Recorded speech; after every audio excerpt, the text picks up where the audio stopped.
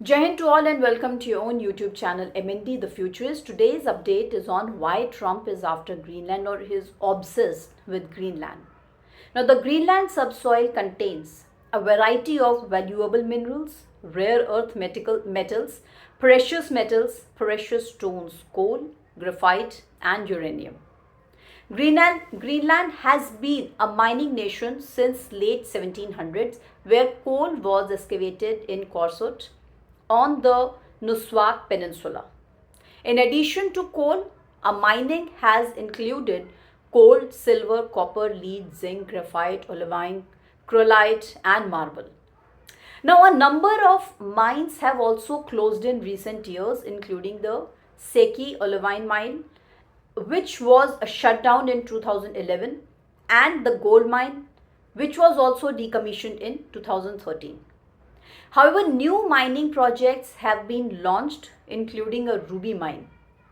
An application is expected to be filed for a mine to exploit rare earth elements and uranium. Now, there has been a fight over Greenland natural resources. Rich oil, gas, and mineral deposits is raging as global warming melts ice and exposes rich reserves.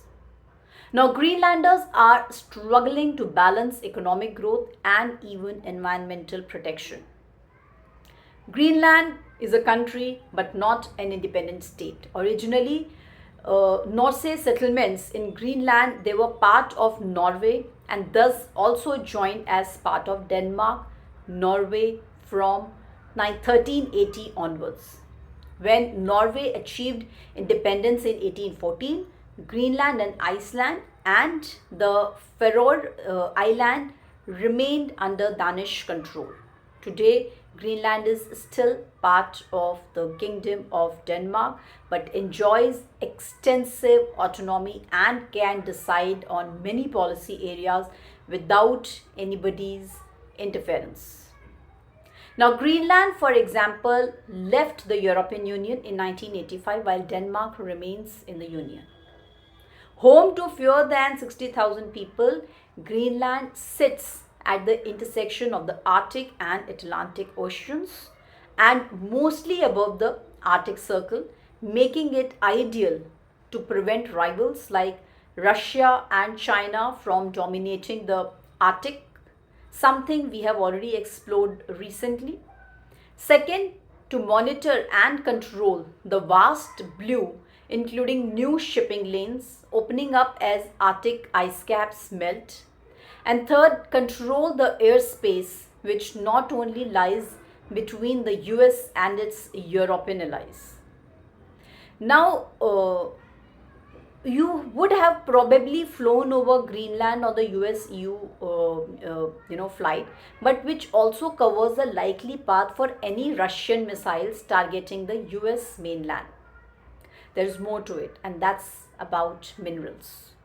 Trump's first public musing about buying Greenland reportedly followed a White House briefing by an obscure Australian geologist who highlighted the island's minerals wealth, which has become more apparent as surface ice caps melt more quickly than expected.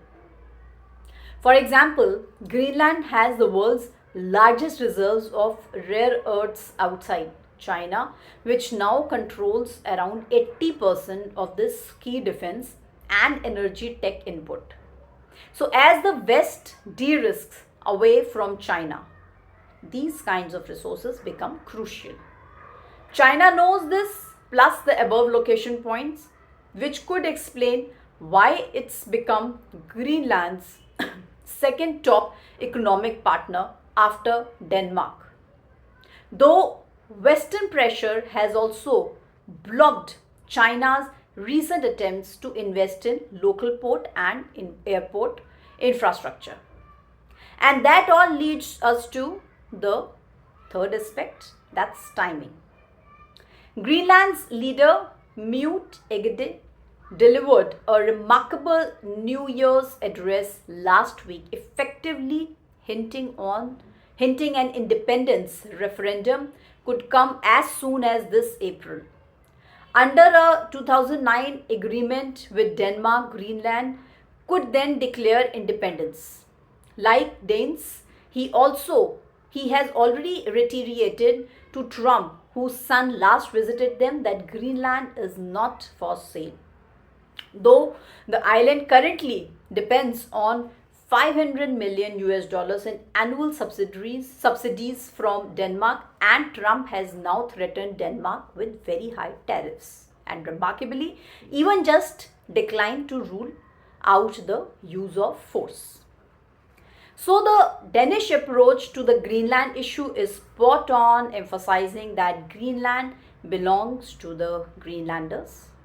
This stance is factual, less likely to provoke Trump, and builds bridges with the Greenlanders, who are navigating their own independence debate fueled by post-colonial frustrations.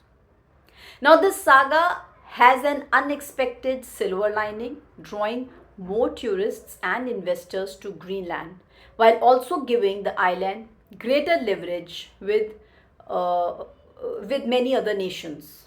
However, Denmark's hesitation to invest in a potentially existing territory is understandable. On a larger scale, Trump's action may unintentionally empower US rivals like China and Russia, who could use his words to justify their own expansionist agendas. This move also serves as a reminder to US allies that even long standing partners like Canada and Denmark can also face an unexpected surprises from the Trump administration.